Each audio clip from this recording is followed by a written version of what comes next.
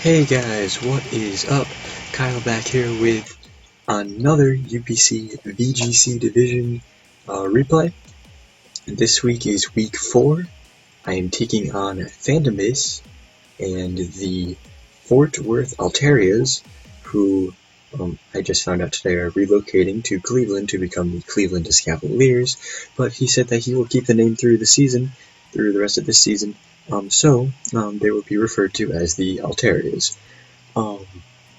For this battle, since I am using a Gen 5 event, we had to set it up, whereas we set our 6 Pokemon, and we brought 4 of them, and 2 of them were just kind of left by the wayside, even though all 6 are supposed to come.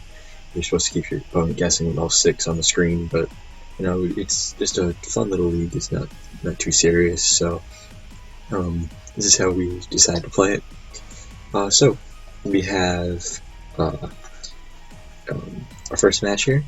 He's leading off with Pinhead Larry, his Jolteon, and Sableye, Gemini the Sableye.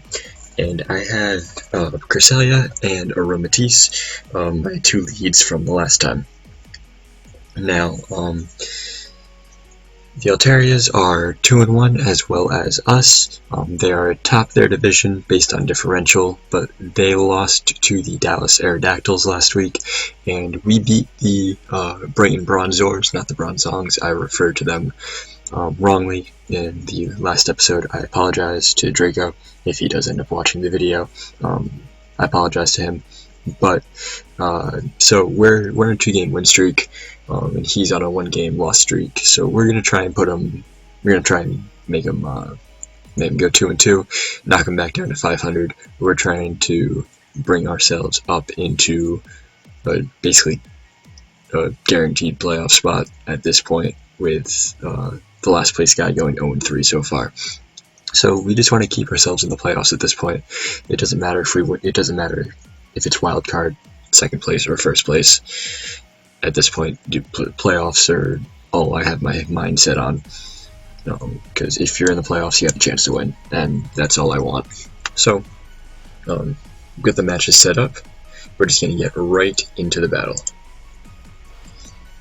And he's going to fake out right off the bat and use Thunderbolt with his Gemini, and I'm going to go for the Moonblast right away. And unfortunately, my Cresselia flinches, so I don't get the Trick Room off. Now, that kind of plays a big deal, because I have to go for Trick Room again, as opposed to being able to knock out the Gemini and getting some decent damage off on the Jolteon. But you know, it's just another waste of time for him for the Trick Room.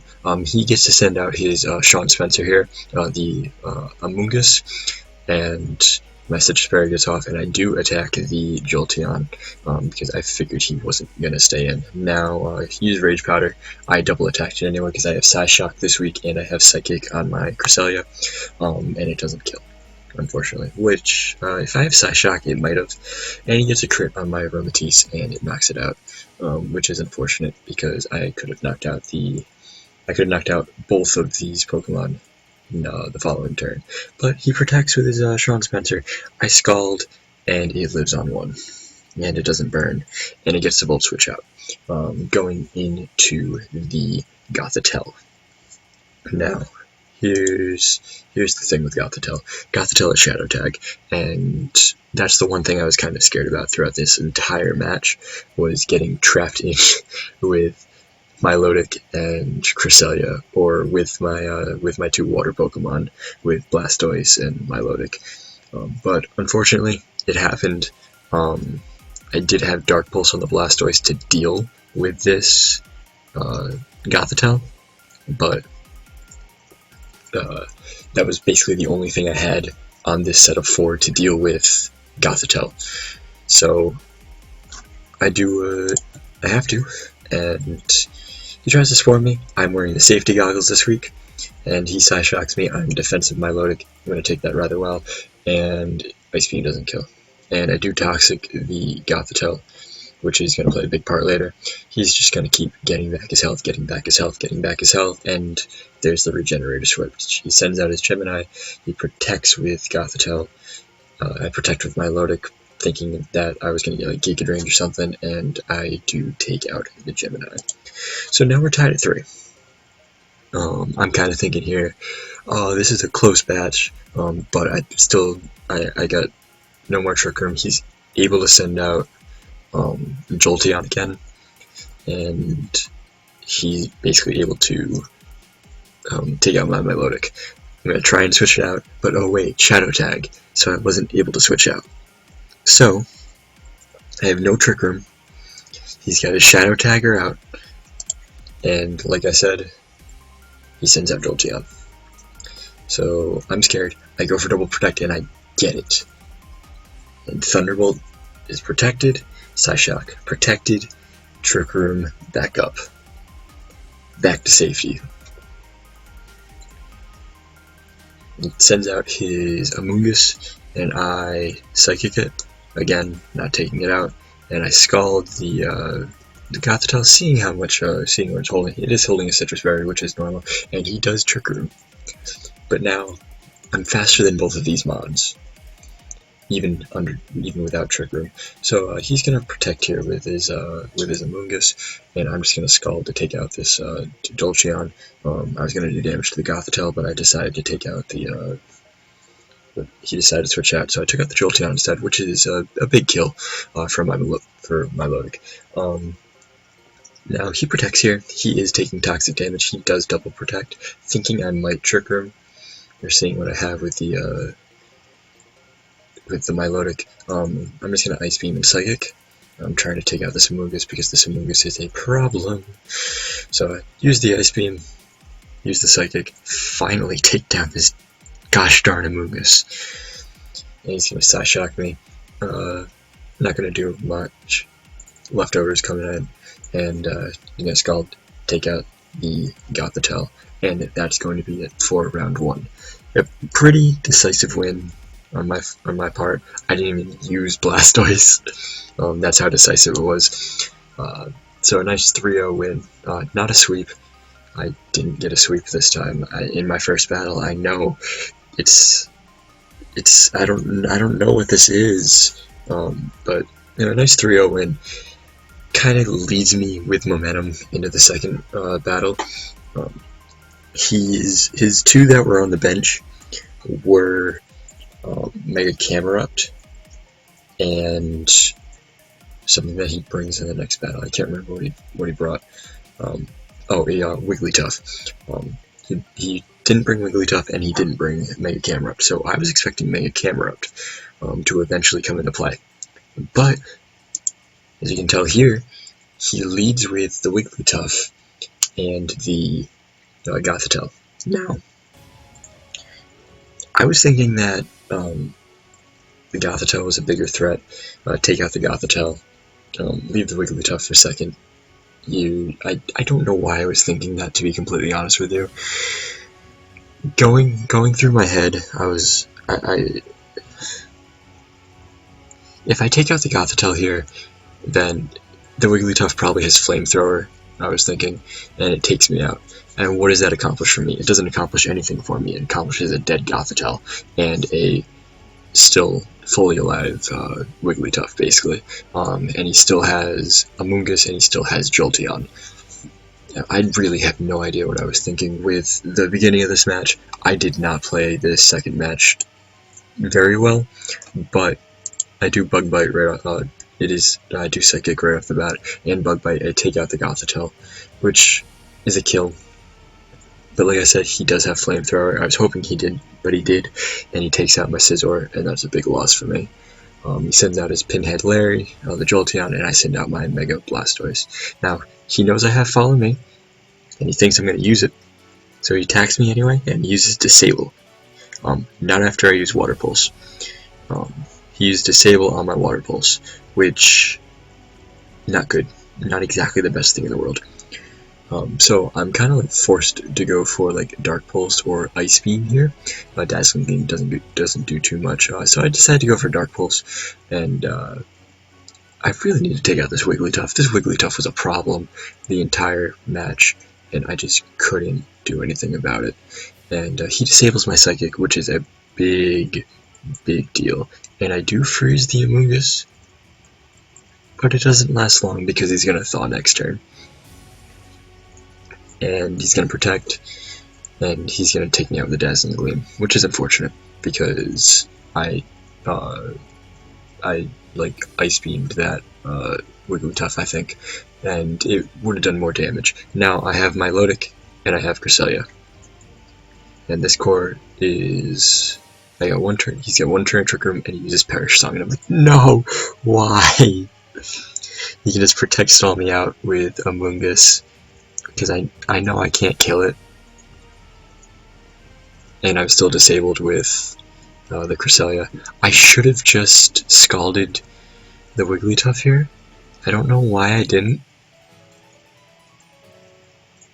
but I don't know why I kept going for the Amoonguss. I was trying to go for differential, so I should have just gone for the Wigglytuff, if I'm being honest.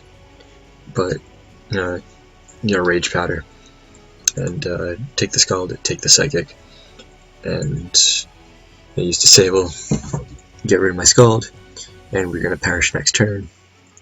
He's gonna switch out to his Jolteon here, and I'm gonna try and attack the Amoonguss again. I don't know why again, but I should have just tried to take out the Pinhead Larry and get a 2-0 instead of a 3-0, but it's a 3-0 win for him, and again, we're back to 0-0. Tied at 1-1, 0-0 going into the third match. I don't know why this is a common occurrence for me. It is. I honestly could not tell you why, but it's a big third match. He's got all his momentum. I know that Wigglytuff has Perish Song now, which is a big deal because I don't want to be Perish Trapped, especially since it's like my main style of VGC for this format, for this VGC 15 format. And I love using Perish Trap, and it's a shame I couldn't really get a team too well to accustom to it. And he picked up Wobbuffet, and he has Wigglytuff, which is a Songer. He has Mega Altaria, which is a Songer. He has Gothitelle, which is a Trapper. So he's got everything going for him based on this match. If I had just played the way I was supposed to and just gone for the Wigglytuff to begin with, then maybe I would have had more of a chance. And I honestly think I still had a chance up until the end, but it just wasn't meant to be. Just really wasn't meant to be with this match, because I just kept attacking the wrong Pokemon. He kept protecting, kept predicting, and so we go into the third match again, tied at 1-1. Now, here in the third match, I brought in Infernape, but I had accidentally erased it from my team the first time, so I had to re-add it, and when I re-added it as a level 100. So we went one turn into the battle, and we had to restart. So the same plays as the first time, but there was one big difference, and I think you're going to notice it right away. The one big difference is not the fake out. I live with the Thunderbolt, is that this Water Pulse crits, and instead of him being at 44 to 46, he's at 17, and that allows a Mach Punch from Infernape to definitely take it out, as opposed to maybe take it out. And he tries to quash me, but he can't. He's trying to Volt Switch out. So instead of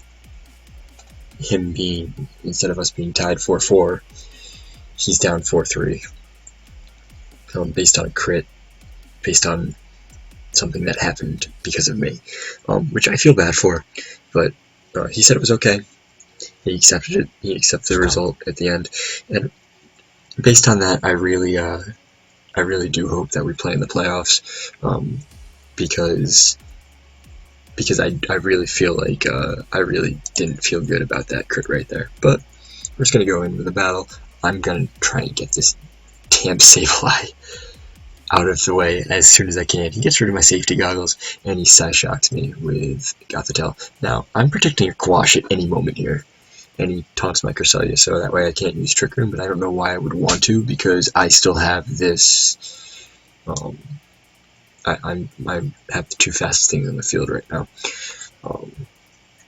So, he switches out a Sableye, and he sends out Purin's Mom. I Fire Punch the Gothitelle, just for damage, and I try and do damage to, or try and take out the